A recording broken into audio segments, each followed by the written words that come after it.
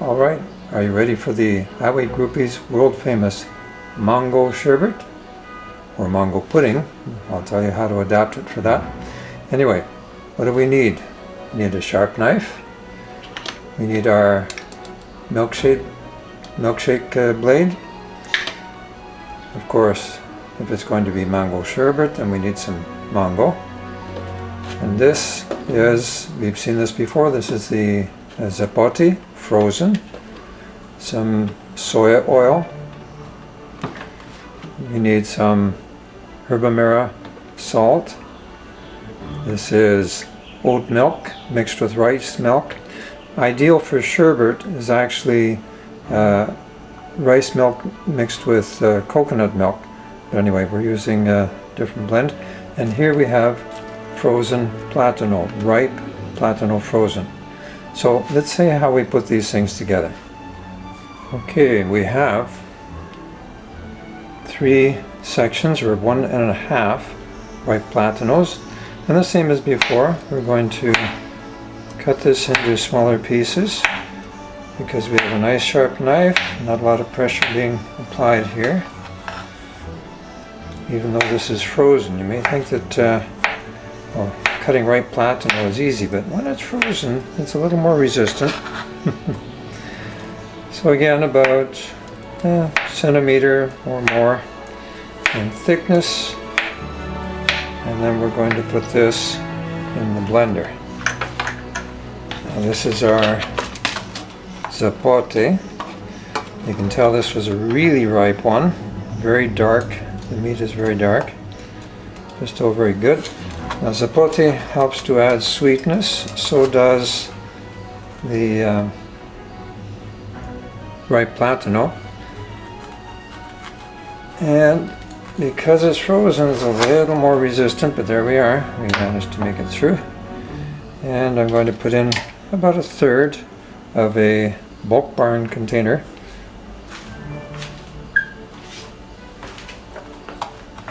We'll put in about 1/3 of a bulk barn container full. And then we're going to chop it up a little bit so that we can, so that the blade can handle this. If we don't do that, then it's just going to twirl not too much. So we're just making it into smaller pieces. This is a really frozen one, a little more resistant. Now this is actually going to be somewhere between a pudding and a sherbet. Why? Because I put in the extra platano. We have 1.5 platano. If I wanted it closer to sherbet, then I would put in 1 platano. So this is going to be halfway in between. Why do I say halfway? Well, we'll get to that in a moment. Now we take our mango and we're going to just peel that.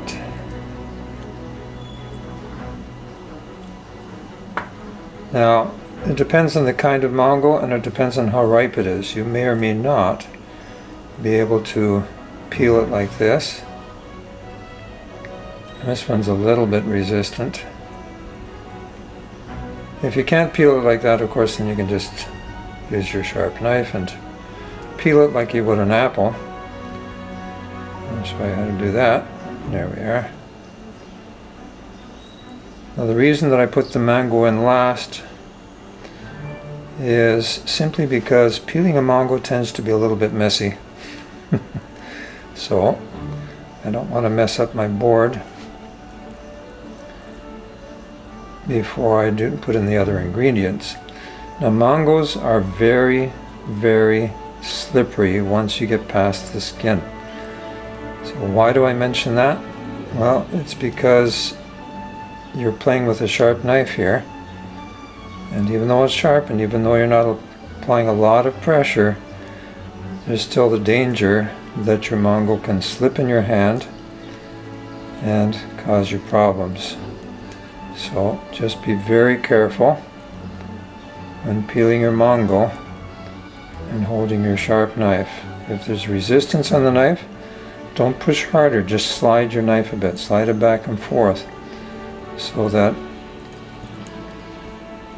you can get through the area, because sometimes if there's a bit of bruising or something, it may actually resist a bit.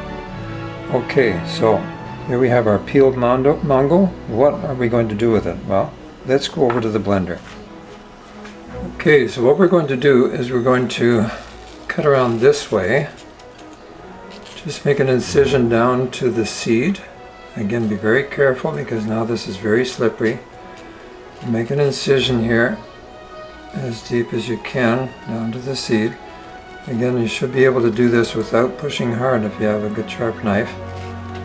The reason that we're doing that is that the mango has kind of a fiber-like texture, and those fibers will wrap themselves around the blade. Once you get down, then you can start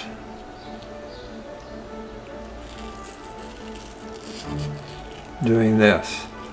So now we're taking, another way to do this is of course to do all of this, put this in a container, freeze it, which would be an ideal if you're making ice cream. You want everything to be as cold as possible. A little mushy here at the end, but mushy's okay. Flavor is still there. Now, how much mango you put in, it depends on the size of the mango. I'm just using one whole mango here.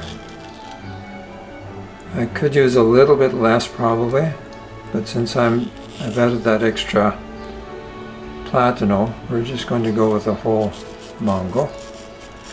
Now the other thing, if you're making more of a pudding, mango pudding, which you can do with the same way, blender, you don't cook it, you just put in 3 or 1.5, 3 halves if you like, 1.5 of the ripe platano, 1.5 ripe platano, and you increase the oil a bit. Instead of half a cup, you're putting in about 3/4 of a cup, or maybe even a little more. And it gives you a very much of a pudding texture. Now again, you notice that I'm not applying much pressure. My hands shake a bit, so it makes it look worse than it is, but there we go. So we're pretty much down to the seed. I'm sure that my wife will clean that off a little better when she gets home. Alright, so now I've got to go clean up and we'll show you how to do the rest of this. Okay, so what remains is we need to put in a bit of herb amara salt, just a little sprinkle, don't need a lot. The salt does help to bring out the sweetness of our mixture. One thing I didn't show in our ingredients was vanilla. Vanilla is really optional. I'm going to put some in mine, but like I say, it's optional. Anywhere between 2 and 3 teaspoons is fine. And I'll just add a little more. There we are. And as we mentioned before, our milk, we're going to shake it up because these milks do tend to settle out. So there's no cow's milk, no soya milk. How much to be put in? Well, here's my famous line, to taste. So if you like really thick puddingy, more like a pudding, then you put in a little bit less. If you're looking for an ice cream or a sherbet, then you put in a little bit more. And I'm just going to add a little bit more. So this is somewhere in between, as we say. Okay, so from here on, it's simply blend, and we're on our way. So we're going to put this on high on your blender. So let's do that.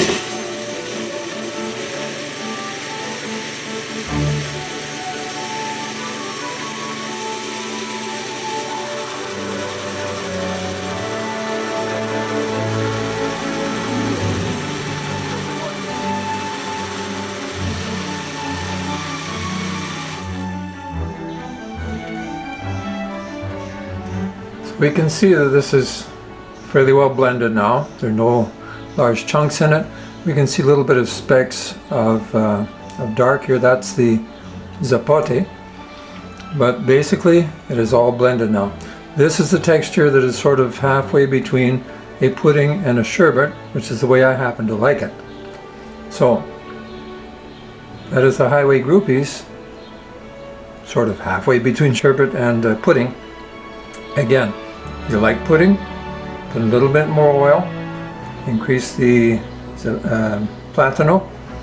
You want more of an ice cream type texture, decrease the platano a little bit, or plantain as they call it in some places.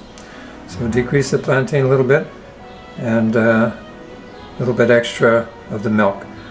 Of course, the same as our other ice creams, we can distribute this into smaller containers, stick these in the freezer, and you have small portions of ice cream ready to go. Put it on nut butter with crackers or bread or whatever you like. Have it with some sort of berry. This is excellent. So enjoy your mango, almost sherbet, almost pudding.